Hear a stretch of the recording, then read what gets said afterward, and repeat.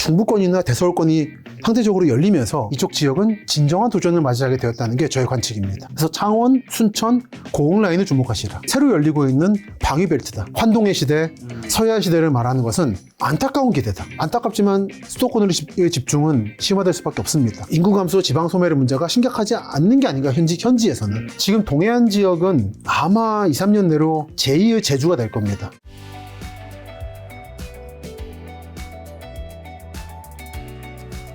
자, 이번에 이제 박사님께 또 신간, 한국 도시의 미래 요 책 출간하시면서 작년 상반기 내내 저 먼 땅끝마을까지 답사 다녀오셨다고 들었는데, 이 답사 다님이 아무래도 또 특별한 에피소드도 있을 수 있고, 그리고 낯선 지역 처음 방문할 때 뭐 가장 눈여겨보거나 아니면 이곳은 방문하겠다, 뭐 답사 원칙이라든가 뭐 그런 것도 있을 것 같아요. 뭐 어떤 것도 있을까요, 좀? 대원칙은 뭐냐? 저는 기본적으로는 개발 예정지들을 갑니다. 개발 예정지. 예.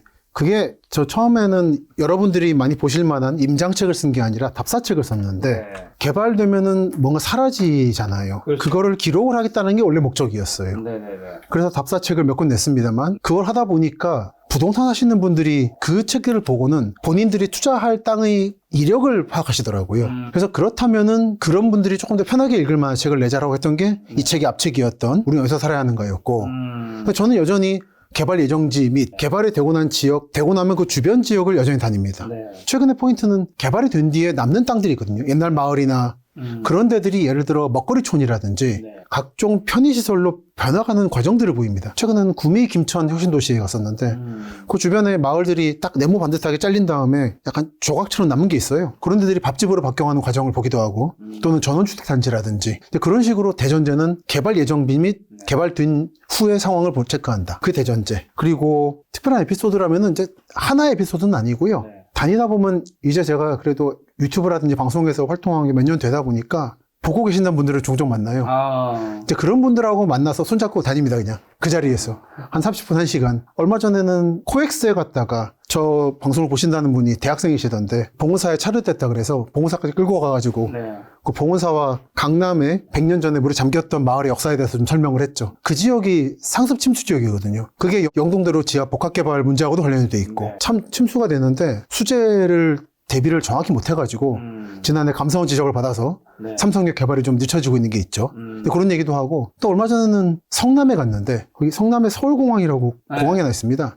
그거 미군 부대잖아요. 그래서 그 동네가 이른바 미군 기지촌이에요. 그래서 그거를 보러 갔는데 마침 그 동네에서 영업하시는 부동산 업자분을 만났어요, 길에서. 네네. 근데 보신다고 그래서 붙잡고 설명 좀 듣고, 네. 이 동네 분위기 어떻습니까? 근데 그런 식으로 이제는 제 책이나 방송을 봐주시는 분들하고 직접 만나서 네. 현장에서 같이 다니는 일이 늘어나고 있습니다. 이게 대단히 감사하고 그런 목소리가 생생하거든요. 이게 인터넷을 카더라 통신에도 나타나지 않는 정말 바닥의 얘기들을 들을 수 있어요. 그리고 제가 답사할 때 포인트 하나는 동네 갔을 때 고양이들의 반응을 봅니다. 고양이요? 약간 좀 낯서실 텐데 일본에서 유학할 때 배웠던 방식이에요. 네. 고양이가 사람 눈치를 보고 피해 다니면은 네. 그 동네 인심적 각박하거나 뭔가 일이 있는 겁니다. 근데 애들이 좀 배 내밀고 괜히 막 머리 들이밀고 하면은 특별한 일이 없는 동네예요. 근데 이게 대단히 중요합니다. 동네가 뭐 재개발 이슈가 있다거나 대규모로 개발이 돼서 막 분위기가 어수선해지면 사람들이 고양이를 못 챙겨요, 먹을 거를. 그리고 괜히 막 밀어냅니다. 근데 그런 게 하나하나 드러나요, 고양이들한테. 근데 그런 자잘한 포인트들이 몇 개 있죠. 그 중에 여러분들이 쉽게 하실 만한 게 고양이 분위기를 봐라. 지금 분위기 얘기해 주셔서 네. 전국에 안 다녀본 거 거의 없으시죠, 이제? 섬 빼곤 대부분 가봤죠. 네. 울릉도는 못 가본 게 한인데 지금. 그럼 이제 한국의 그 내륙 지방은 다 가본 거잖아요. 대체로 갔죠. 혹시나 갔을 때 그냥 이건 뭐 아주 개인적인 건데, 네네. 어느 지역 사람들이 제일 행복해 보이세요? 그거는 좀 지역에도 좀 이제 벌에는 있습니다만, 네. 최근 느낌으로는 충남 서해안이 참 느낌이 좋아요. 예를 들어 태안 또는 광천? 그리고 보령, 홍성 그 동네죠. 네. 그쪽이 좀 느낌이 좋았고요. 최근 들어 또 좋았던 데가 이따가 얘기 나올 것 같습니다만, 세종시 중에 동지역, 행복도시라고 네. 행정복합중심도시, 그 동네 말고 농촌 세종들이 있습니다. 네. 그 동네 몇몇 지역이 분위기가 참 좋더라고요. 네. 예를 들어서 장군면이라고 공주하고 사이에 있는 데 있는데, 네. 그 동네 몇 포인트들은 좀 분위기가 안 온하고 그래서 이미 전원주택이 많이 들어서 있습니다. 또는 최근에 또 답사했다가 인상적이었던 데가 아마 못 들어보셨을 거예요. 공주시 반포면이라고. 반포면. 서울 반포 말고 공주 반포가 있습니다. 제가 반포고 나와서 참 친숙했는데 네. 동네가 참 아늑해요. 그래서 그런지 이미 많은 기관의 연수원들이 들어와 있습니다. 근데 그런 숨어있는 곳들이 참 많아요. 저는 뭐 이게 풍수지리를 하는 사람은 아닌데 네. 그거와 별개로 네. 이제 관점들을 봐가면서 종합했을 때 그럼 여기는 이런 차원에서 좀 아늑하다. 네. 근데 그런 분 요즘에 충남이 눈에 들어오더라고요. 방금 전에 이거 미군 기지 얘기 주셔서 네네. 용산에 미군 기지 부지 있잖아요. 네네. 거기를 대형 공원으로 이제 뭐 한다 안 한다 뭐 여러 가지 의견이 있죠. 있는데 책에 보니까 뭐 박사님이 좀 반대하신다고요. 예, 저는 어떤 이유인 거예요? 대규모 공원은 그 공원 주변에 세울 고층 빌딩 몇몇 소유자들에게만 이득이 된다. 그리고 이거는 미국 대도시의 죽음과 삶이라고 하는 네. 굉장히 유명한 도시 계획의 책이 있는데 네. 그 책에서도 한 얘기입니다만 대규모 공원이 되면 시민들이 거기까지 가는 게 힘이 들어버립니다. 그렇게 되면 그 자체가 노동이 돼버려요. 그 서울숲같이 몇몇 그 주변에 있는 몇몇 고층 아파트만 집값 올려주고 아크로라. 예, 그 뭐 아파트. 포레스트. 예, 뭐 네. 그 포모 아파트. 그럴 게 아니라 그 개발을 좀 복합적으로 주택이든 오피스를 개발하고 그 돈으로 서울 곳곳에 100개의 공원을 뿌려야 된다. 소규모로. 소규모 공원이 많아서 걸어서 50분 내로 갈 수 있어야 된다. 이게 시민 모두 행복을 위한 거지. 그렇죠. 모든 사람들 삶의 질이 이제 그렇죠. 매일매일 일상에서 높아지겠죠. 맞습니다. 그래야죠. 네. 물론 이제 공원에 가서 담배 피는 건 막아야 되겠죠. 그러려면 이제 풀뿌리 치안이 좋아져야 되는 건 있고. 근데 저는 대규모 공원을 만든다는 건 네. 이제 거대주의랄까요? 그 폐해가 센트럴파크를 봐라. 그런 식의 약간 사대주의이기도 하고. 그리고 공원이 흩뿌려져 있으면은 치안 문제를 좀 꼼꼼히 신경 써야 됩니다. 네. 그런 게 귀찮은 거죠, 행정가들이. 약간 전 일종의 눈 치우기, 쓰레기 치우기 느낌이 좀 들어요. 제 이 책이 목차 보면 행정구역이 아니라 네. 3대 메가시티와 6개의 그렇습니다. 권역으로 소개하시던데 네. 그 이유는 뭐고 대서울 메가시티라는 표현을 쓰셨는데 그게 기존의 개념과 뭐가 다른 거죠? 기존의 행정가들이나 정치가들, 네. 그리고 언론들은 예를 들어 용인시, 뭐 부산시, 경상남도 그렇죠. 이렇게 보잖아요. 딱딱 구분되게. 그렇습니다. 근데 예를 들어서 화성 동탄 사람이 화성 서쪽에 있는 서신면이라는 데에 있는 어촌을 자주 갈까? 서울 강남에 있는 강남역을 자주 갈까? 강남 제주가 그렇죠. 교통망으로 이어져 있는 도시끼리 다닌다는 거죠. 그 농어촌 시민은 농어촌끼리 다닙니다. 근데 이렇게 시민들은 움직이는데 행정적으로 우리는 화성시민이라고 묶어버리는 바람에 서울시라고 묶어버리는 바람에 억지로 아이덴티티를 부여받고 같은 상상을 해야 된다는 억압을 받고 있다는 거죠. 네. 현실하고 맞지 않는다. 저 같은 경우도 요즘에 일산 살고 있습니다만 고향 비싼 랑식으로 교통망을 따라서 일산 갔다가 안양, 평촌에 갔다가 서울에 살다가 그러고 있거든요. 근데 서울의 시민의 생활권은 교통망을 따라 선으로 이어지는 거지 네. 우리 시, 우리 동, 우리 도로 움직이지 않는다는 거죠. 근데 우리 도시로 묶어버리면 예를 들어 용인 같은 데는 도농복합도시라고 합니다. 네. 도시 지역인 기흥이 있고 농촌 지역인 처인이 있어요. 이걸 통합해서 용인시의 이익이란 건 존재하지 않습니다. 거기서 이익이 되는 거는 정치인들하고 행정가들, 표가 나오는 것 뿐이고 수지나 기흥 사람은 제가 말하는 확장 강남이에요. 강남과 이익을 공유하는 거고 네. 처인 사람은 이천, 가평, 양평처럼 농촌 경기도의 이익을 공유한다는 거죠. 그렇기 때문에 전 행정구역을 개편하자는 얘기는 아니고 실제적으로 시민 개개인이 어떻게 움직이는가 동선을 파악해서 그 동선에 알맞는 서비스를 제공해야 된다. 그리고 이런 교통망을 따라서 느슨하게 광역도시가 형성되고 있다. 이게 제가 사용하는 메가시티라는 개념입니다. 메가시티 어떻게 나뉘는 거죠? 그래서 대서울권, 대서울권. 그리고 중부권. 이게 이제 충청도 사람들은 충청권이라고 그러는데 현재 중부권 메가시티는 아마도 전라북도, 익산, 군산도 포함될 겁니다. 그렇기 때문에 저는 충청권이라는 말 대신 중부권이 낫다. 그리고 동남권인데 이거를 이제 경상도에서만 쓰려고 그래요. 동남을. 근데 제가 이해하는 동남권은 포항부터 여수, 순천, 광양까지. 이 중에 산업벨트인 거죠. 포항과 광양에 뭐가 있냐면 포항제철이 있습니다. 포스코가. 그리고 한화 에어로스페이스는 창원부터 고흥까지 이 라인이 이어져 있고 네. 이거는 북한에서 가장 멀고 일본, 미국에 가장 가까운 한국의 라이프라인인 거죠. 생명줄.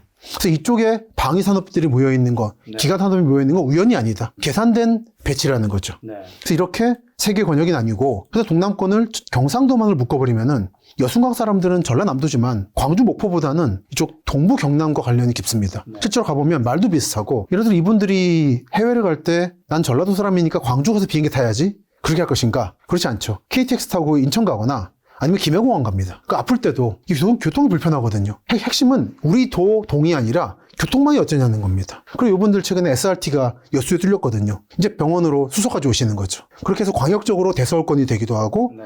단기적으로는 동남권으로 묶인다. 근데 이거를 전라도, 경상도, 충청도로 나누면 보이지 않는다는 거죠. 이런 라인들이. 그래서 저는 약간 기존에 쓰던 네. 정치권적인 차원의 메가시티가 아니라 네. 시민들의 생활에 입각한 메가시티를 주장하는 겁니다. 그래서 3개 메가시티가 있고 그 밖에는 6개의 소권이 있는 것 같아요. 대구, 김천, 구미 소권이 있고 네. 경북이죠. 약간 남부하고 상황이 다릅니다만이. 그리고 중부 내륙 서권이 있고 대략 원주부터 안동까지 동해안, 전라북도 서부, 전라남도 서부, 제주 이렇게 6개로 나뉘는 것 같아요. 자, 그러면 지금 세 개의 메가시티가 대서울권, 중부권, 동남권 이거 네. 세 개인데 앞으로 가장 큰 변화 맞이할 곳은 어딘가요? 각각 맞이하죠. 대서울권은 네. 저 다른 지도를 하나 보여드리겠습니다.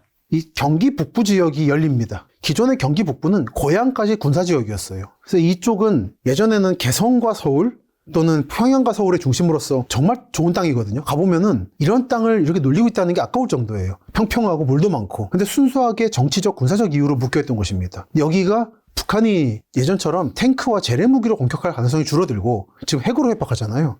그러다 보니까 역설적으로 이쪽이 열리는 겁니다. 그래서 그 첫 단계가 노태우 대통령 때 군인이잖아요. 군인인데 북방으로 밀었어요. 개발을. 일산 신도시. 그리고 인천공항. 전 사실 인천공항 처음 개항했을 때 한미 양국은 북한의 대규모 재래 공격을 상정하지 않는구나라고 생각을 했습니다. 너무 위험하잖아요. 너무 가깝죠. 너무 가깝죠. 근데 여기가 열렸다는 거는 반대로 해석하면 되는 겁니다. 가능성이 줄어든 것이다. 지금 북한의 기본 목적은 ICBM으로 미국과 1대1로 맞서겠다는 거지 한국을 상대하지 않거든요. 한국은 그냥 인질인 거지.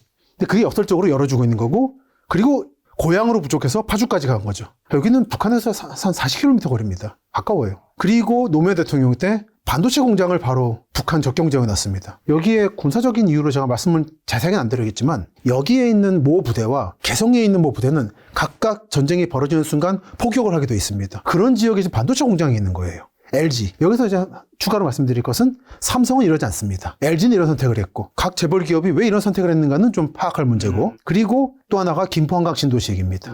김포한강 신도시 말씀을 조금만 드리면 요즘에 개발 이슈로서 김포 1 신도시가 있고요. 2 한강 컴팩트 시티라는 게 진행 중입니다. 이걸 둘러싸고 지금 서울 지하철 5호선 연장 문제가 나오고 있는 거잖아요. 인천으로 더 들어가냐 김포로 직행하냐 문제인데 이 계획은 갑자기 나온 게 아닙니다. 제가 앞에 책인 우리는 어디서 살아가는가에서 행정의 연속성을 말씀드렸어요. 예전에 했던 계획을 도로 끄집어낸 겁니다. 이게 60년대 나왔던 양곡 신도시 개발 계획이에요. 지금의 한강 신도시는 요 남쪽에 있습니다. 그리고 이쪽은 60년대 개발의 계획이 나왔다가 작전 지역이라는 이유로 빠졌었어요. 그리고 몇십 년 만에 김포한강 신도시가 개발이 돼서 요게 1신도시고 요게 이번에 개발할 2신도시입니다. 근데 원래 60년대 계획인 대부분의 북방 지역은 비어 있습니다. 그러니까 이게 뭘 말하냐? 60년대는 다시 한번 전쟁이 곧 날 거라 생각을 했었습니다. 통일을 시키고 그러면 다시 경기도는 열릴 거니까 북쪽에 개발하면 된다. 개성까지 였다가 70년대 이후에 생각이 바뀌어요. 통일은 불가능하다. 이대로 가는 거다. 북한이 얼마 전에 대한민국이라고 불렀잖아요. 조선민주주의인민공화국과 대한민국이 있는 거예요. 그 상태에서 꾸준히 이제 경기 북부를 비워놨다가 다시 밀어올리게 되는 거예요. 서서히. 1, 2. 만약에 3이 만들어진다면 이쪽에 되겠지만 이게 만들어지려면 더 급변적인 변화가 생겨야 되겠죠. 이건 남북한 간의 문제가 아니라 국제적인 정세입니다. 그래서 저는 이런 차원에서 국제정세와 도시의 발달, 도시의 미래는 별개가 아니다. 같이 간다라는 거. 그래서 이 대서울권은 특히 북부 지역을 어떻게 할 것이냐가 문제고 그래서 요즘에 김동연 경기도지사가 경기북도 분도론 얘기하는 것도 이런 차원에서 포석을 놓는다 생각을 해요. 이게 하나. 중부권은 결국 세종시가 만들어졌습니다. 지난번 출연했을 때 말씀드렸지만 박정희 대통령 때 있었던 계획이 결국 실현된 건데 이상하게 실현이 됐어요. 한 절반 3분의 1로 쪼개져가지고. 그렇긴 합니다만 세종시가 위치가 잘 잡혀서 대전과 청주를 연결해주는 역할을 하고 있고 대전 150만, 세종 50만 정도, 그리고 청주가 85만입니다. 근데 청주는 아시겠지만 요즘 번쩍번쩍 하는 거 아시죠? 청주. 서북 쪽에 SK 하이닉스부터 해서 에코프로니, 오송 생명과학이니 지금 85만인데 제가 볼 때 100만 금방 갑니다. 이 세 도시가 연결되어 있는 거고 그 또 하나는 많은 분들이 착각을 하시는데 정권이 바뀌면 청와대로 돌아올 거고 용산에서 세종 신도시가 없어질 수 있다는 말씀들을 하세요. 그런 건 없을 겁니다. 돌이킬 수 없어요. 그럼 이게 뭘 말하냐면 대전은 자운대라는 국방 요새와 둔산 정부 청사가 있고 세종이 정부 청사가 있고 청주는 공군사관학교가 있습니다. 논산은 육군훈련소가 있고 여기는 국가가 산업인 땅이에요. 그래서 이 국가가 산업인 땅이 확정이 돼버렸고 결국 이거는 박정희 대통령 때의 국토의 중심에다가 거점 옮기겠다는 계획이 실현된 겁니다. 그래서 이거는 앞으로 확장될 일만 남았다. 그리고 군산까지 확정될 거고 아마 전라도 측이 단일한 강력한 흡입력을 발휘하지 못하기 때문에 동쪽 아래쪽으로는 동남권에 일부 흡수될 거고 북쪽으로는 일부 중부권에 흡수가 될 겁니다. 근데 여기서 이제 한 가지 포인트는 청주는 충북이고 대전은 충남, 세종 충남권인데 좀 사이가 안 좋습니다. 이 사이가 이렇게 극적으로 화해가 된다면 굉장한 시너지를 발휘할 거고 아마 수도권 쏠림 현상이 일부 멈출 가능성이 있어요. 중부가 버퍼 역할을 해주면서. 그래서 그런 의미에서 중부권 확장이 대단히 중요하다. 그리고 이 두 지역이 커지면서 피해를 보는 게 동남권이겠죠. 여기는 입지적인 위치가 가장 남쪽이고 북한에서 멀다. 일본, 미국에 가깝다는 이유로 혜택을 받아온 게 있습니다. 하나를 보여드리면 이것도 같이 실린 지도입니다만 울산 공업센터부터 광양. 어떤 분들이 말씀하세요. 호남 차별이라고 하는데 정권이 다 경상도 사람들이어서 그렇게 됐다고 하는데 순서상 여수가 2순위입니다. 이건 전라 경상으로 볼 수 없는 거예요. 그들의 모든 독재를 옹호하는 건 아닌데 최소한 국가 정책에 있어서만은 그런 거 관계없었다. 경상 전라 같은 게. 그냥 최대한 휴전선에서 먼 곳에 만들겠다라는 거. 그래서 이렇게 만들어진 것은 전적으로 입지입니다. 이 지역이 특별히 탁월하다거나 이쪽 정치인이 위대해서가 아니라. 근데 이런 것들이 중부권이나 대서울권이 상대적으로 열리면서 이쪽 지역은 진정한 도전을 맞이하게 되었다는 게 저의 관측입니다.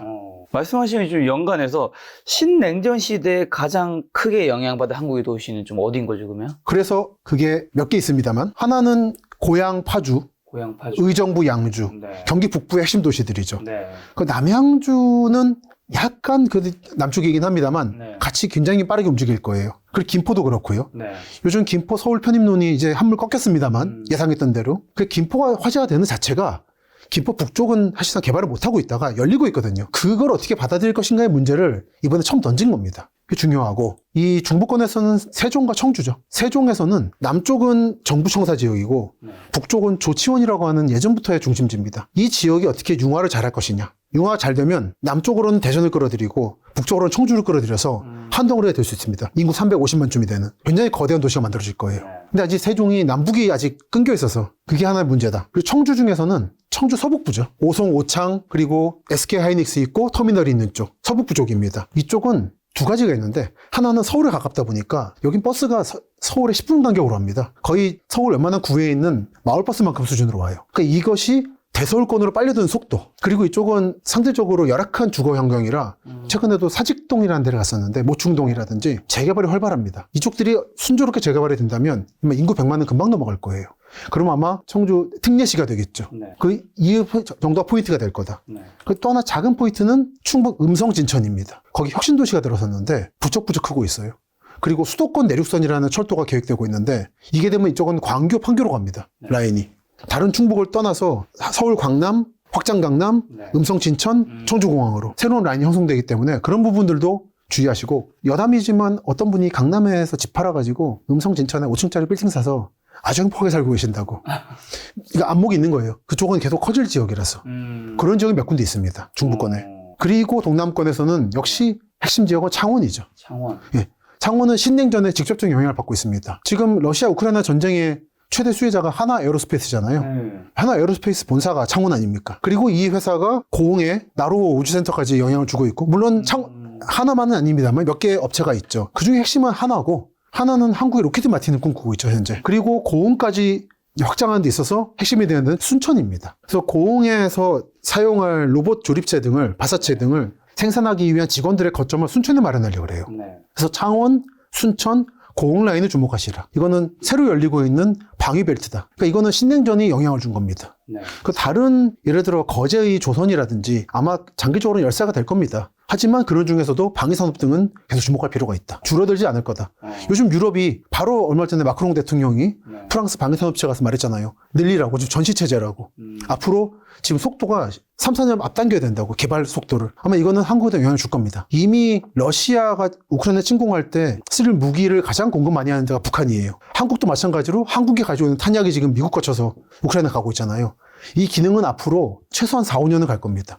러우 전쟁은 금방 안 끝나요. 그 혜택을 한국이 받고 있는 거고 이런 의미에서 러우 전쟁과 한국은 대단히 관계가 깊고 국제정세와 한국의 도시의 미래는 연관되어 있다는 게 저의 일관된 지론입니다. 이렇게 이제 그 혜택을 어떻게 보면 받는 곳이 있는 반면 국제 정세에 따라 개발될 것이라 시민들이 헛된 기대를 품고 있는 것도 있다고요? 헛되다기보다는 참 안타까운 기대라고 말하고 싶습니다. 새만금이죠. 새만금을 저는 가장 안타까운 게 헛되다기보다는 하나 보여드릴게요. 지난 잼버리 대회 이후로 새만금을 참 전 국민이 알게 됐습니다만 새만금을 이렇다 저렇다 하는 분들이 참 많아요. 근데 저는 기본적으로 새만금은 군산 쪽 새만금이 있고 김제 쪽이 있고 다른 쪽이 하나 있습니다. 세 지역을 다 가봤거든요. 서울의 3분의 2예요, 넓이가. 이거를 새만금 어떻단 말을 못하는 겁니다. 쪼개서 봐야 되는 겁니다. 그 중에 핵심이 되는 새만금 산단 이런 거 2차 전지 뭐 배치는 기본적으로 군산 쪽 새만금입니다. 네. 김제 쪽은 이쪽에 새만금 신항 만들어지고 이 땅에 조만간에 25,000명이 살게 된다고 합니다. 이건 헛된 꿈이에요. 말도 안 되는 얘기인데. 그리고 나머지 이제 부안 쪽 새만금이 좀 용도가 애매했습니다. 그래서 이거를 활용해 보려고 한 게 잼버리예요. 그러니까 다른 거다 서로. 서울 얘기할 때 은평구가 어떻다고 강남구 어떻다는 게 다른 얘기잖아요. 근데 지방 얘기라고 너무 쉽게 말해요. 새만금. 그래서 주로 군산 쪽인데 보시면 이게 현재 군산공항이고요. 미군공항. 요 근처에 새만금 신공항을 만듭니다. 그리고 요 아래에 지금 빈 땅이 만들고 있는 게 새만금 산단이에요. 여기에 지금 중국 기업들이 미국의 규제를 피하기 위해서 한국하고 합작을 많이 하고 있지 않습니까? 결국은 중국 기업이 중심이 되는 겁니다, 지금. 그러니까 서해안 시대, 중국과 무역 항로 얘기를 막 하고 있죠. 서부 지역에서. 근데 신냉전은 뭡니까? 기본적으로 자유주의 진영과 권위주의 진영의 싸움이고, 여러분 모두 아시겠지만 러시아, 중국, 북한, 이란 등이 지금 연결되고 있는 거 아닙니까? 네. 이 와중에 한국이 중내 배경을 자리 배경을 할 가능성은 없다. 그거는 미국의 행정부가 트럼프든 바이든이든 일관됐습니다. 일관되게 메시지를 했어요. 박쥐짓은 안 될 거다라고. 그리고 군산공항이 가려져 있죠. 미군공항입니다. 만약에 중국 바이어들이 텐진이든 베이징부터 군산공항, 신공항으로 온다 그러면 창문을 열고 보게 되겠죠, 미군공항을. 이거를 미군이 허용할까요? 아주 쉬운 문제예요. 예전에 저 어렸을 때 김포공항에서 비행이 내리면 창문 가리게 썼습니다. 사진 찍지 말라고. 여기는 대단히 심한 제약을 받게 될 거예요. 여기 미군이 빠질 가능성은 없고, 한국의 서해안은 60년대에 미군의 전초기지였습니다. 지금도 몇몇 미사일 기지들이 흔적이 있어요. 태안이라든지 김제라든지 홍성이란데. 이게 지금 돌아온 겁니다. 서해안 지역과 동해안 지역은 각각 러시아에 대해서, 중국에 대해서 최전방입니다. 한국 시민들은 경기도 강원도 북부만 최전방이라 생각하는데 국제정세에서는 동해안 서해안도 최전방이다. 여기서 대러 무역, 대중무역을 한다는 것은 상당한 리스크를 감수해야 되고, 나는 모르고 투자했습니다. 난 모르겠으니까 정부가 책임지십시오 하는 거는 말도 안 되는 거다. 개성공단의 사례가 있지 않습니까? 위험부담 안고 들어갔잖아요. 네. 그래서 저는 그런 부분에서 환동의 시대, 서해안 시대를 말하는 것은 헛되다기보단 안타까운 기대다. 물론 이게 정세라는 거는 수학 공식이 아닙니다. 틈새 산업이 있죠. 밀리라든지. 냉전 시절에도 미국의 바이어 기업들이 미국의 쌀을 밀수입해서 소련에 밀수출했었습니다. 그 때문에 국제적인 문제가 됐었는데 아마 몇몇 기업들은 그렇게 틈새를 찾을 거예요. 하지만 반도체라든지 자동차 업체들이 그럴 수는 없을 겁니다. 그런 의미에서 방향은 정해졌다. 그래서 안타까운 기대를 너무 심하게 안 하시는 게 좋겠다. 제가 그래서 그런 의미에서 한 가지 답사러 갔다가 이런 걸 봤어요. 불타오르는 새만금. 저 뒤가 이제 2차 전지 만들 공장 부지거든요. 새만금 산단에. 결국 불타오르는 건 아파트밖에 없습니다. 군산 쪽에. 그래서 한번 가보시라. 이게 제 언제나의 지론인데, 동해안 쪽에 동해시 같은 데가 동해 자유무역지대 이제 거점이 될 곳인데, 거기도 이런 환동의 시대의 꿈을 아는 사기 사건이 일어나고 있어요. 서해도 마찬가지고, 또는 이제 예를 들어 태양광 같은 거. 이게 지금 해남에 있는 솔라시도 시티라는 겁니다. 이게 전부 태양광이에요. 농촌 리 규모에다가 태양광을 만들었어요. 그래서 이쪽에 개발 계획에 따르면 아리백, 시끄러웠던 아리백 단지가 있고, 이거를 중심으로 골프장을 만들 겁니다. 관광도 할 거예요. 근데 단독주택, 고밀 공동 등을 하겠다는데 이건 안타깝지만 헛된 기대다. 태양광을 바탕으로 도시를 만든다는 설정은 좀 많이 나가셨다. 근데 이게 서해안 지역에 공통적으로 보이고 있는 약간 안타까운 현상들이라 차라리 아마 데이터 센터는 들어올 수 있겠죠. 근데 데이터 센터가 이제 갈등이 뭐냐면 전력이 필요해서 이런 데 있으면 좋은데 거기서 일하는 고급 인력들은 이런 데로 안 내려가려고 한다는 게 갈등이라, 전라도 광주광역시도 만들려 하거든요. 데이터 센터를. 근데 참 직원들이 안 내려가려고 그래서 문제가 많습니다. 근데 여기까지 올 것인가, 해남까지. 이런 문제들을 여러분들이 중앙에 있으셔서 대도시에 있으면서 신문 보고 뉴스만 보면 모르십니다. 한번 저 가보세요.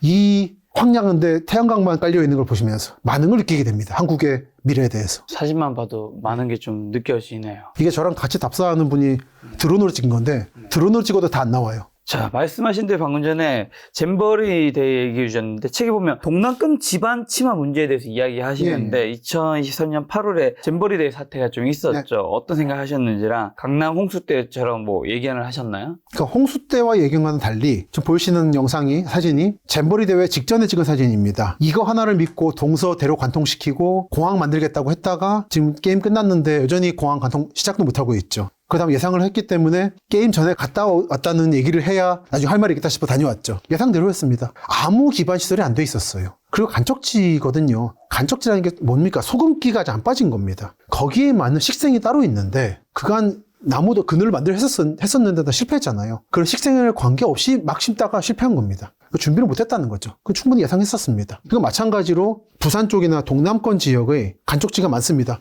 예를 들어 명지 신도시 투자하시는 분들이 많이 가시는 곳이에요. 부산 신항 쪽 또는 만약에 엑스포가 열렸으면은 메인 무대가 됐었을 부산역 동쪽에 부산 북항 이런 데도 간척지인데 보면 똑같은 문제가 나타납니다.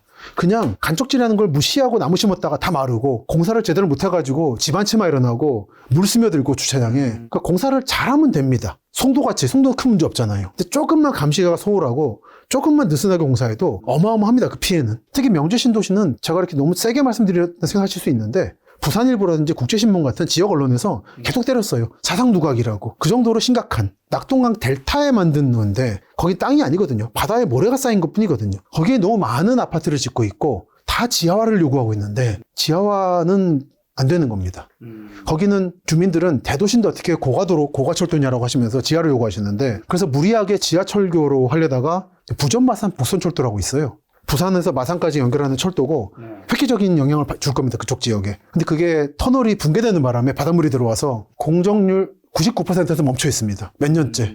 그런 일이 반복될 겁니다. 본인들이 살고 있는 지역이 연약지반이거나 간척지거나 한다는 것을 차라리 냉정하게 인식하시고 대도시니까 지하화를 해달라가 아니라 우리 지역은 위험한 요소가 있기 때문에 고가라든지 어쩔 수 없는 거다라는 마음에 전환하실 필요가 있다라는 거를 서울은 모르실 겁니다. 서울은 강남 이제 저습지의 물넘치다 정도인데 인천이나 목포, 군산, 이런 부산 같은 데는 더 심각한 문제가 있거든요. 냉정하게 자각하셔야 될 겁니다. 토목은 맞는 게 아니다. 지금 말씀해주신 고가도로랑 지하, 고가도로에 대한 혐오감이라든가 지하에 대한 한상 같은 게 있잖아요. 있죠. 어떤 게 좀 있을까요? 그래서 고가도로에 대한 혐오감은 참 많죠. 그래서 모든 거를 지하화 해달라고 했다가 방금 말씀드린 게 부전마산, 복선전철이 원래는 고가철교를 하려고 그랬어요. 공정 문제로. 근데 부산 일부 지역 주민들이 어떻게 대도시에 또 고가냐. 그전에 다 고가였거든요. 당연하게 어쩔 수 없으니까. 근데 그거를 지하로 해달라고 했다가 사달이 난 거죠. 아마 문제가 심각합니다. 그쪽은. 부산 쪽에 가면은.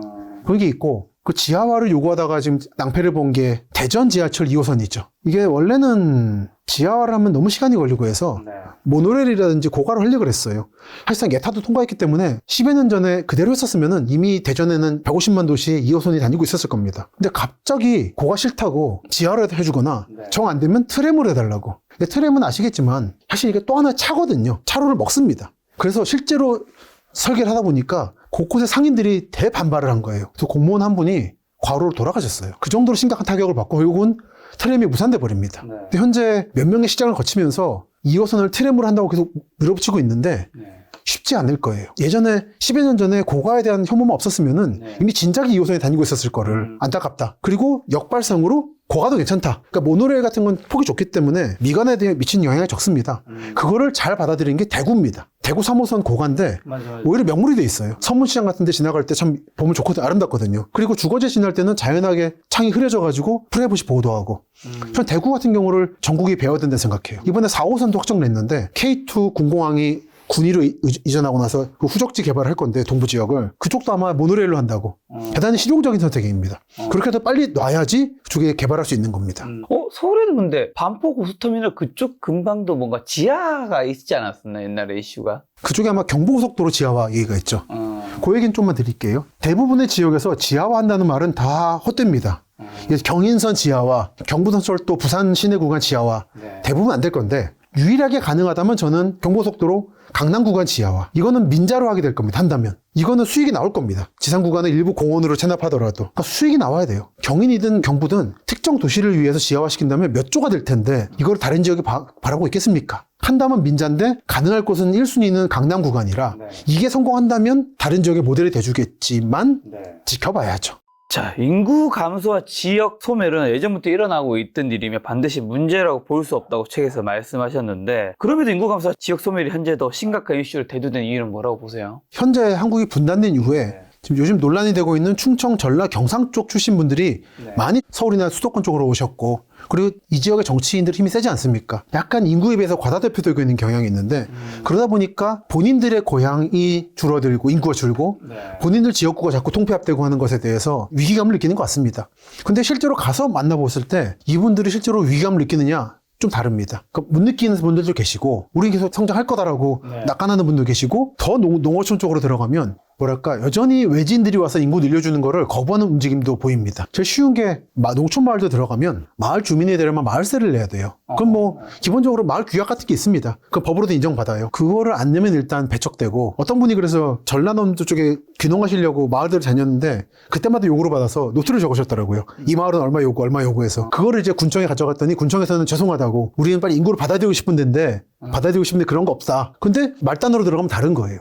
전 여전히 한국 시민들이 인구 감소, 자기 지역 소멸에 대해서 위기감이 전혀 없다 생각합니다. 그래서 조금 더 피부로 느끼는 게 오려면 오래 걸릴 거고 그 전까지 어떤 의미에서는 인구 감소, 지방 소멸의 문제가 심각하지 않는 게 아닌가 현지에서는. 그리고 또 하나는 외국인 분들이 많이 들어와 계십니다. 그쵸, 많이 들어왔죠. 네. 이분들은 이미 그 농어촌이나 지방 도시의 거점 역할을 하고 계세요. 이런 게 있다 보니까 그 인구 감소, 지방 소멸의 체감이 약한 것도 있다. 현지에서는. 그러니까 다시 한번 말씀드리지만 인구 감소, 지방 소멸을 가장 심각하게 느끼는 분들은 시장님들하고 정치인들인 것 같아요. 국회의원분들. 시민들은 좀 다른 것 같습니다. 자, 그럼 도시들의 인구는 어디가 좀 늘고 어디가 좀 줄어들고 있나요? 그러니까 전체적으로는 고령 인구가 늘어나고 있습니다. 얼마 전에 모 지역 광역시에 강연 갔다가 어떤 분이 이제 질문 던지시더라고요. 저는 어떻게 살면 되겠습니까? 그래서 여쭤봤더니 그 지역의 외곽 지역에서 복지 업무를 하고 계시대요.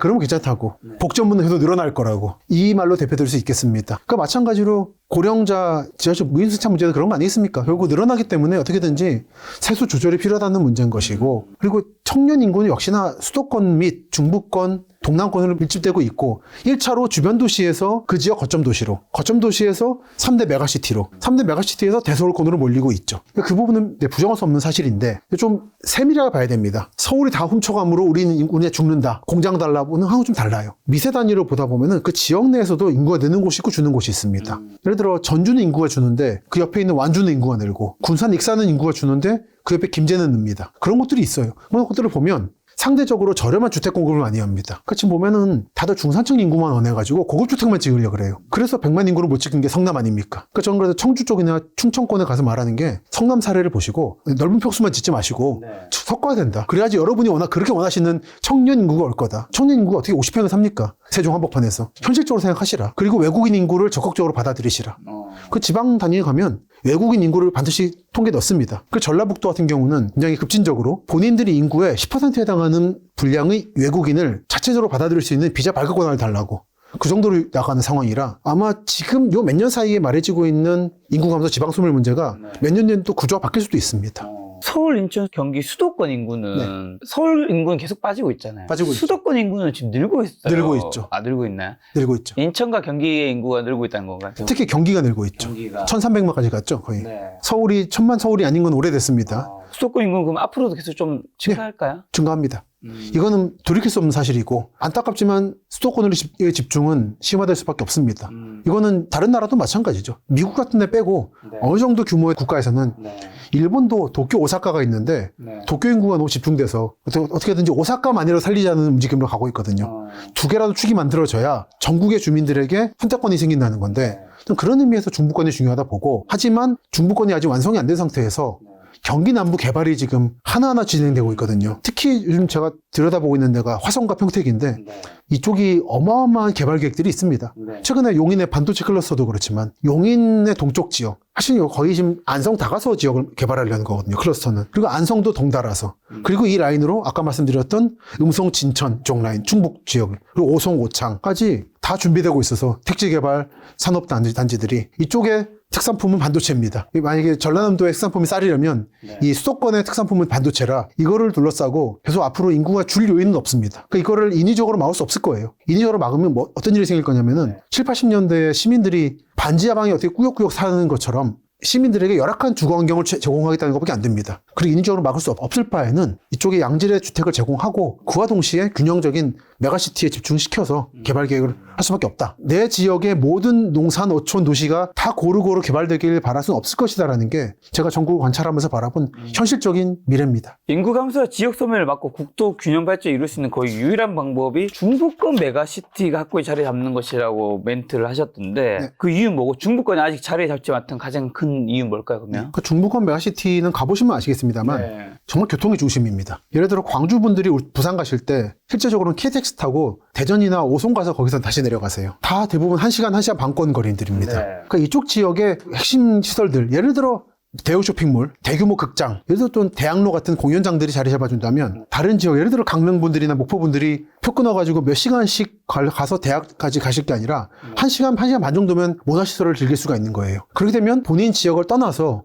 문화적 결핍을 피하기 위해서 또는 직장을 잡기 위해서 이 위험한 지역까지 올 요소가 줄어드는 겁니다. 그래서 저는 중부권이 자리 잡아주는 게 맞다 생각하는 것이고요. 통일이 된다면 달라지겠죠. 하지만 저는 통일이 안 올 것으로 보기 때문에 중부권이 잡아주는 게 좋은데 두 가지 문제가 있죠. 하나는 전통적인 충북과 충남의 지역 갈등이 있고요. 같은 충청도로 먹지만 참 사이가 안 좋습니다. 이거는 경북과 경남도 마찬가지인데 하나가 있고 하나는 이 지역의 교통이 좀 안 좋습니다. 지금 보시는 게 제4차 국가철도망 계획에 보이는 해당 중부권 지역의 개발 계획들입니다. 여기 몇 가지 복잡한 게 있는데요. 핵심은 두 가지입니다. 충청권 광역철도, 대전, 세종, 청주 광역철도.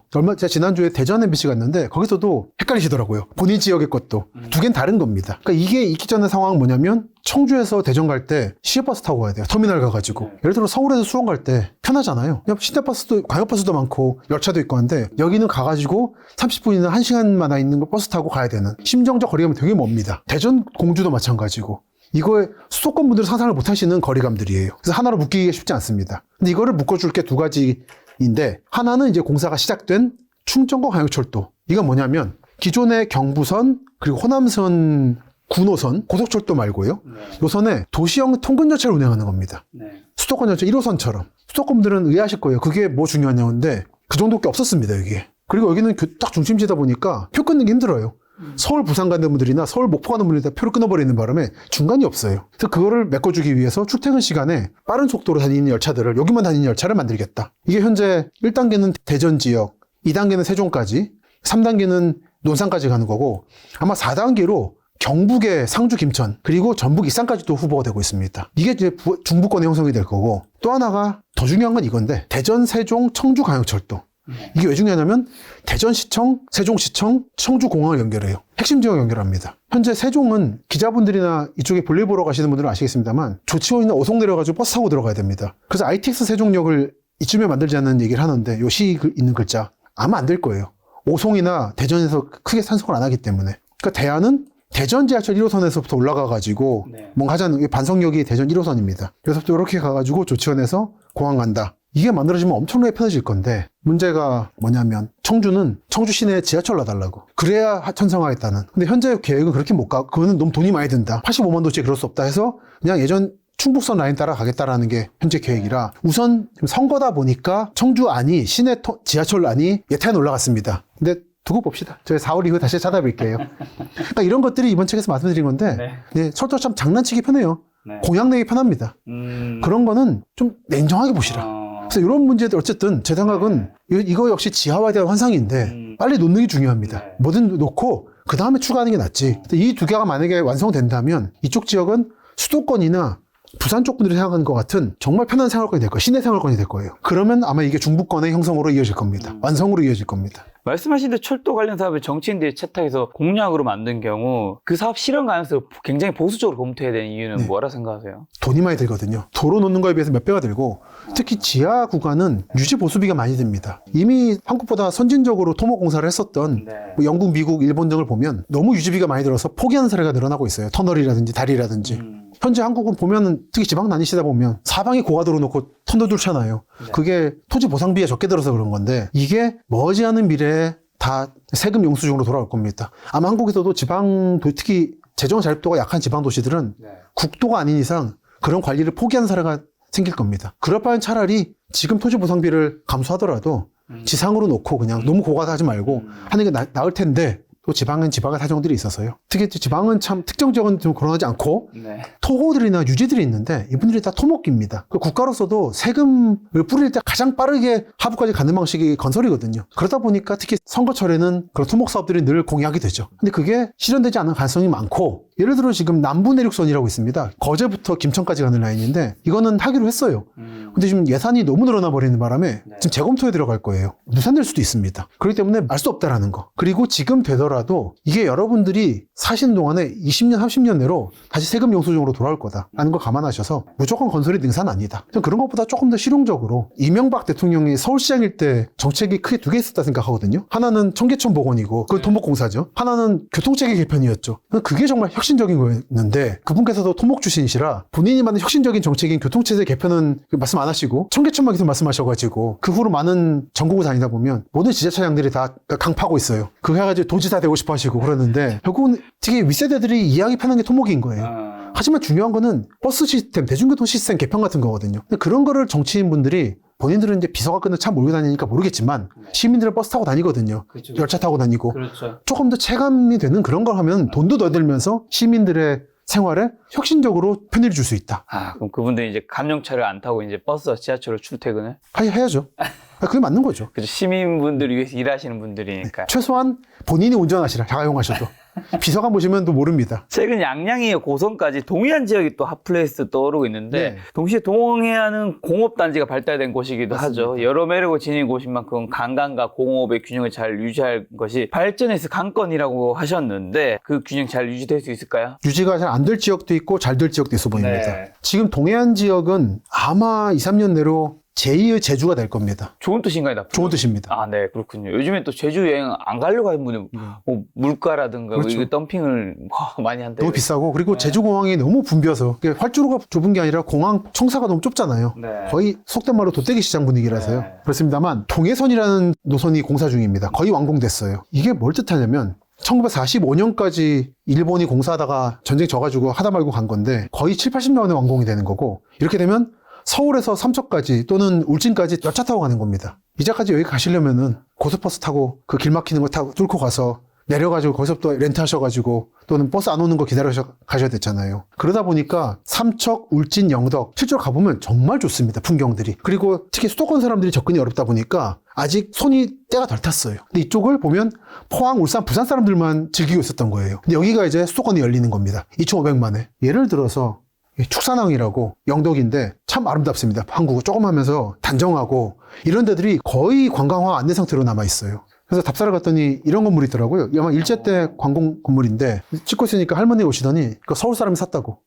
이미 다 점찍고 있습니다. 눈 밝은 분들은 이런 지역 다니면서 여긴 조만간 데 뜬다라고. 동해선은 아마 이 지역에 멀리 잡아도 4, 5년 내로 혁신적인 관광화를 이끌 겁니다. 그러니까 저는 그래서 동해안 지역은 괜히 환동의 뭐 미래 그런 거 하지 말고 제2의 제주로서 마음가짐 하시는 게 좋다는 생각하는데 문제가 이거죠. 삼척입니다. 맹방해수욕장이라고 참 역대적으로 아름다운 한국 바닷가예요. 근데 여기 지금 항구 짓고 있죠. 여기 화력발전소가 뒤에 있습니다.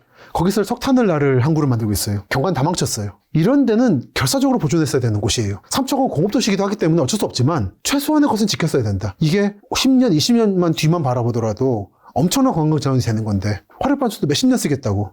앞으로 원자력을 하면 했지 화력은 하지 않을 거거든요. 오존 문제라든지 기후온난화 때문에. 근데 이거는 좀 안 좋은 안타까운 일이었다. 그런 의미에서 삼척은 균형을 잘 못 잡고 있는데 다행히 맹방의 아래쪽 지역 바닷가들에 대해서는 그나마 산업화가 좀 억제되고 있는 측면이 있습니다만 또 난개발을 하고 있어요. 자연 마을들에 막 카페 지어가지고 마을 주민들 평온을 망치고 그런 것도 있고 그때 가보니까 마을 주민이 열받아가지고 이거 내 땅이라고 딱 이렇게 펜스 쳐버리셔가지고 참 못 들어가고 온 사방에서 지금 삐걱거리고 있습니다. 그런 부분을 곧 열릴 수도권 주민들에게 열릴 울진 영덕 참 좋은 동네들인데 그건 전철을 밟지 마시고 뚫렸으니까 곧바로 산업화하고 해야지 마시고 좀 더 제2의 제주, 제2의 하와이 같은 느낌으로 좀 진득하게 참아주시라. 그러면 기회가 오실 것 같다. 라는 말씀을 드리고 싶습니다.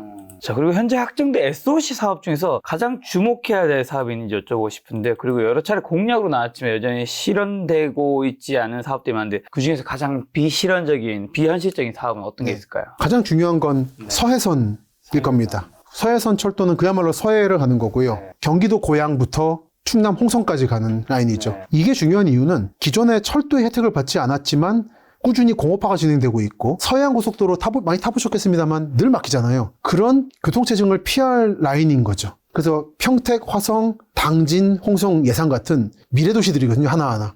이 도시들의 생명줄이 되어줄 것이다. 그런 의미에서 서해선은 모든 지역을 보실 필요가 있습니다. 이게 좀 예를 들어 지금 평택, 아산, 당진 지역을 보여드리고 있는데 다 지금 공업도시들, 공업이에요. 현대, 그리고 현대제철 여기는 마찬가지로. 그리고 안중, 평택, 서부 지역은 또 아산만 공업지대고 무한한 가능성이 있는 곳입니다. 화성도, 향남도 그렇고. 이런 곳들의 라인이 만들어질 거라서 주목하실 필요가 있고요. 또 하나 기대가 되는 거 하나는 대구과 광역철도입니다. 네. 마찬가지로 경부선 라인으로 통근 열차를 운행하겠다는 건데요. 네. 이거는 마찬가지로 수도권 주민들은 상상하지 못하시겠지만 굉장히 도시 간의 교통이 불편합니다. 네. 여기를 이제 서울과 수원, 서울과 성남급으로 연결해 주겠다는 것이기 때문에 아마 이 도시들이 하나로 묶일 가능성이 커져서 네. 거의 인구 300만 호 도시가 한 덩어리가 되는 거죠. 파급이 있고 이와는 반대로 똑같이 대구가 관련돼 있는데 안타까운 SOC는 달빛 내륙철도라고 광주와 대구를 연결하는 철도를 만들겠다고 두 지역은 아시겠지만 정치력이 어마어마하잖아요. 광주와 대구. 또 최대 규모의 국회의원들이 발의를 해서 이번에 올렸는데 이번에 국회의원 임기 내로 통과를 시켰어야 되는데 아마 안 될 것 같고요. 4월 전에 아마 무산될 것 같습니다. 이거는 지금 예타가 0.2가 3이 나와요. 근데 이거를 영원한 화합이라는 차원으로 정치인들이 주도하는 라인인데 저는 이거는 안타깝지만 전형적인 정치인들의 공약용 라인이 아닌가. 지금 88고속도로를 타보시면 아실 겁니다만 참 교통량 없습니다. 물론 광주 대구 간에 연결 라인이 없다 보니까 광주분이 대구 갈 때 오송 찍고 대전 찍어야 되는 그런 거 안타까움이 있습니다만 그런 것만을 위해서 여기 노선을 놓기에는 광주 현안들이 시급한 게 많고 대구 현안이 시급한 게 많다. 이건 너무 정치적인 이슈였기 때문에 아마도 안 될 것 같고 그리고 좀 세게 말씀드리면 되면 안 된다 생각하기도 합니다. 네. 좀 셌습니다만 죄송합니다만 전 전국을 바라보는 입장에서 그리고 대구, 광주를 각각 좋아하는 입장에서 여러분 지역에 하실 게 따로 있다라는 생각을 하는 거죠. 자, 앞으로 총선 4월에 있죠. 네. 얼마 남지 않았는데 사실 총선 시즌이 되면 뭐 공약이 남발하잖아요. 그렇죠. 이게 뭐 표를 위한 공약인지 뭐 현실성인 공약인지 판단하려면 뭘로 좀 중점적으로 판단해야 될까요, 우리 시민들이? 전국인 뉴스를 다 체크합니다만 여기저기 인터뷰 많이 하시더라고요. 예비 후보들이. 그렇죠. 그 말만 안 믿으시면 됩니다. 그리고 주요 경제지에서 말하는 것도 믿으면 안 돼요. 왜냐하면 아시겠지만 특히 분양 관련들은 거의 홍보성 기사들이기 때문에 광고비 받고. 그러니까 예를 들어 GTX 문제를 오늘은 깊이 안 다루겠지만 말도 안 되는 얘기들을 해요. 그러니까 이건 조금만 보시고 지금 제가 보여드리고 있는 제4차 국가철도망원 계획 같은 거 보시고 제책 같은 거라든지 보수적으로 바라보는 방법 몇 개가 있습니다. 그런 포인트만 체크하시면 대부분을 걸을 수 있습니다. 그러니까 되어야 한다 하고 될 것이다는 다른 문제라는 거. 그렇죠. 그 우선 4월 총선 끝나자마자 이거는 순수하게 비정치적으로 각 당의 이제 득표수를 보시고 거기에 따라서 우리 지역이 어떻게 될 것인가를 예측할 수 있을 겁니다. 거기에 따라서 대선 공약이 나올 것이고 그 한 2, 3년 사이에는 긴 시간이기 때문에 그 사이에 아마 국회의원들의 득표수에 따라서 어떤 공약들은 가능성이 생길 수 있습니다. 정치적인 배려에 따라서. 그런 부분들은 나중에 총선 후에 다시 한번 찾아뵙고 체크를 해보고 싶네요. 지역에 대한 이야기 많이 여쭤봤으니까 좀 이제 수도권 좀 두 가지만 여쭤보려고 하는데요. 100년 후에 수도권에서 가장 좋은 입지 혹은 지금보다 좋아질 입지는 어디일까요? 그리고 100년 후에도 강남은 지금 위치를 유지하는지도 궁금하네요. 저는 강남 100년 뒤에도 당연히 한국이 망하지 않는다는 전제로 지금의 입지를 유지할 것은 강남이라고 생각합니다. 근데 강동구가 들어올 것이냐, 동작구가 들어올 것이냐는 건 좀 지켜봐야 되고 반대로 저는 확장 강남이라는 말을 자주 쓰는데 강남적인 삶의 양식인 택지 개발, 복합 쇼핑몰, 수변 공간 이걸 갖춘 확장 강남은 현재 평택 지자까지 내려갔고요. 천안 아산이라든지 충남까지 내려가 있는 상태입니다. 이게 어떻게 확장될 것인가를 보시라. 이 입지들은 흔들리지 않을 거예요. 그리고 하나는 앞으로 미래가 주목될 라인은 모두 아시겠습니다만 용산, 마포, 여의도죠. 딱 마포에 계시잖아요. 근처에 있는데 저희가. 사실 제가 이번 책에 이 얘기를 쓰기 전에 지난번에 김 작가 TV에 나와서 딱 이 창을 바라봤을 때 좀 얻은 인사이트도 있습니다. 아, 뭔가요? 여기 창에 보이는 게 이제 여의도거든요. 여의도잖아요. 여의도. 여의도는 영등포구지만 나머지 영등포가 엮이는 게 아니라 마포하고 간다. 마포대교를 따라서, 귀빈로를 따라서. 그리고 용산 지역이 저는 복합 개발이 된다는 전제로 이쪽에 굉장히 복합적인 인구 구성에 따른 다양성, 가능성이 생길 것이라는 전제에서 엄청난 파급 효과를 발휘할 것이다. 다들 여기를 강남 4구라고 부르는데 그렇게 볼 게 아니라 마포, 용산, 여의도가 하나의 새로운 거점이 될 것이다. 그러니까 강북을 사람들이 언급을 안 해버리는데 강북을 버릴 게 아니죠. 다만 4대문 쪽은 한국의 모든 위정자들이 자꾸만 4대문을 조선시대로 돌리려고 그래요. 저는 그러면 안 된다 생각하지만 역사 회고주의는 어쩔 수 없는 것이라서 아마 조선시대, 고려시대의 중심에서 벗어나 있는 이 마포 용산 지역 그리고 여의도가 아마 강북과 강남에 걸친 거점으로서 100년 뒤쯤에 자리매김하지 않을까. 마포, 용산, 여의도가 지금보다 더 좋아질 것이다. 네, 훨씬 좋아질 거라 생각합니다. 근데 보통 이제 마용성이라 불리면 그럼 성동구는요? 성동구는 전 좀 아, 왜요? 성동구가 사실 마포보다 비싼 아파트가 많지는 않죠. 초고가의 비싼 아파트, 뭐 아크로랑 포레스트랑 뭐 몇 가지가 있죠. 뭐 아파트 몇 개 비싸다고 그 지역이 전체가 가능성이 있는 건 아니죠. 저는 그 지역의 발전 가능성을 아파트 값으로 보는 거는 좀 반대하는 입장입니다. 근데 보통 강남, 특히 강남 서초랑 가까운 게 성동구잖아요. 성동구인데 그럼 그쪽은 강남에 흡수될 수가 있는 거죠. 용산에 바뀔 거라 생각하지는 않습니다. 집값으로만 생각하는 건 아니고 지역의 연계 그리고 복합적인 생산 활동들을 같이 보는 것이기 때문에 오히려 성동구는 강남 쪽에 묶이는. 예, 그렇게 가겠죠. 그럼 용산이 쪼개진다는 거죠. 네. 이쪽이 실제로 좀 산이 있어가지고 연결이 안 됩니다. 제가 마포랑 용산을 묶는 이유는 평지로 이어져 있습니다. 맞아요. 그리고 강동구도 그렇고 좀 나머지 강남 3구랑 떨어져 있는 게 있거든요. 그런 지리 요인이 중요하다. 부동산 하면 사실 우리가 살기도 하지만 살아갈 곳이기도 한데 자신이 살 곳과 살아갈 곳은 좀 어떻게 구분해야 될까요? 뭐 구입할 곳은 뭐 통계에 따라서 하시면 되고요. 통계래요? 여러 통계들, 부동산 통계들이라든지 좋은 입지에 살아간 거죠? 그렇죠. 비싼 수 그건 있는. 왜 맞습니다. 얼마 전 어느 유튜브 보다 보니까 동탄 살 거면 강남 사라고 하시던데 지극히 당연한 얘기죠. 근데 다만 내가 삼성전자 임원이다. 전 반대로 삼성전자 임원분들은 강남집 팔고 동탄 광교로 내려오시는 분도 많이 봤습니다. 그거는 새벽에 출퇴근을 해야 되기 때문에 그게 이제 내가 거주할 곳을 찾는 기준이 되는 거죠. 그렇죠. 강남을 사야 되는 거는 구입할 곳을 찾는 기준이고 그런 의미에서 평택 지제를 요즘 제가 많이 말씀드리는데 이쪽이 확장 강남으로서 확고히 자리 잡을 것이라는 건 확실하지만 그렇다고 서울 한복판에 직장에 있는 분이 거기 살 건 아닙니다. 거기는 멀거든요. 이쪽은 삼성과 관련이 있는 사람들이 살기엔 최적인 거죠. 삼성 관련자들에게는 오히려 강남보다 이쪽이 더 좋은 입지인 거죠. 그렇게 남들이 좋다고 말하는 게 아니라 나의 케이스를 구체적으로 판단하고 고려하시면 된다는 거죠. 어떻게 보면 이제 박사님은 사실 투자자는 아니시잖아요. 아니죠. 이제 부동산 이쪽을 이제 다른 쪽이 전문가이신 건데 궁금한 게 저는 이제 많은 사람들이 부동산은 투자를 하는 게 아니야. 이거 잘못된 거야. 왜 재테크 생각해? 어떤 분들은 이제 그걸 가지고 이제 이거는 투자로 보는 것 자체가 잘못되었다. 이건 집은 사는 곳이라 얘기하는데 저는 뭐 이제 여러 가지 콘텐츠를 찍고 하다 보니까 드는 생각은 집은 사는 곳이긴 맞긴 한데 어쨌든 세상이 여기를 재테크로 보고 있으면 내가 그걸 받아들이고 어쨌든 미래에는 지역도 소멸되고 인구도 소멸되면서 핵심지가 더 뜨고 아닌 곳은 위험해질 수 있으니까 내가 사는 곳과 내가 살아가는 곳은 좀 이제 구분하는 시대가 벌어질 수도 있겠구나 라는 생각을 하는데 그걸 좀 인정해야 되고 받아들여야 될까요? 어떻게 생각하세요? 자본주의 사회에서는 네. 자기 자신도 상품화시키는데 제가 사는 집을 왜 상품화시키면 안 되겠습니까? 오, 되게 좋은 멘트시네요. 저는 자본주의 사회는 그러니까 나도 상품인데 사실. 나 스스로 상품 아닙니까 지금? 스스로 모든 것을 상품으로서 생각하는 사고방식이 정상적 사고방식인 겁니다. 자꾸만 봉건주의적 사고방식을 가지면 안 됩니다. 어떻게 보면 가장 중요한 사람 인간도 하나의 자본주의 상품이라고 상품이잖아요. 보여줄 수 있는 건데 어쨌든 물론 고귀한 상품이지만 연봉이라든가 이런 걸로 측정됐을 그렇죠. 때 근데 하물며 땅은 땅은 지분 그리고 수많은 사례가 개발되면서 이익을 얻은 혜택이 상황을 봤는데 왜 나만 그런 게임에 들어가면 안 되는가?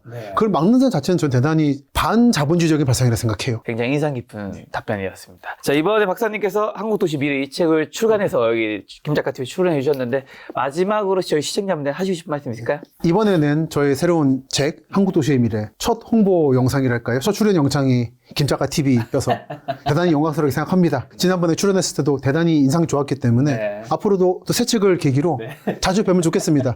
여기 올 때마다 창밖을 바라보면서 미래를 상상하는 게 또 제 취미이기도 해서 또 불러주시죠. 그리고 알겠습니다. 새해도 건강하시고 번창하시길 기원합니다. 알겠습니다. 또 이제 총선 끝나고 이제 그때 또 부동산 시장이든 여러 가지 측면에서 변화가 있을 테니까 그때 박사님 모시고 또 좋은 이야기 한번 들어보도록 하겠습니다. 오늘 만난 손님은 김시덕 박사님이었습니다. 지금까지 소중한 시간 함께 해주셔서 정말 감사합니다. 오늘도 김 작가였습니다. 고생 많으셨습니다. 수고하셨습니다.